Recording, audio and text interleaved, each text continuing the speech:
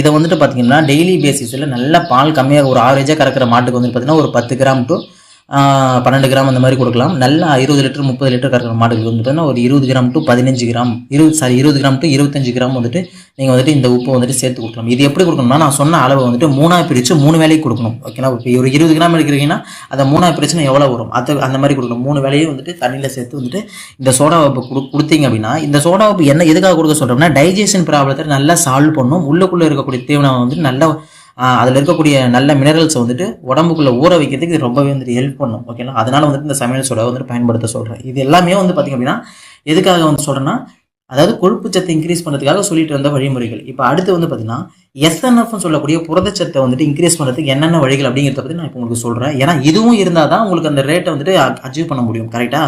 So இது புரதச்சத்துன்னு வந்துட்டு நம்ம நார்மலாக சொல்லிக்கலாம் இந்த எஸ்என்எஃப் அப்படிங்கிறத. இதுக்கு வந்து ஃபஸ்ட்டு வந்து பார்த்திங்க அப்படின்னா என்ன பண்ணணும் அப்படின்னா,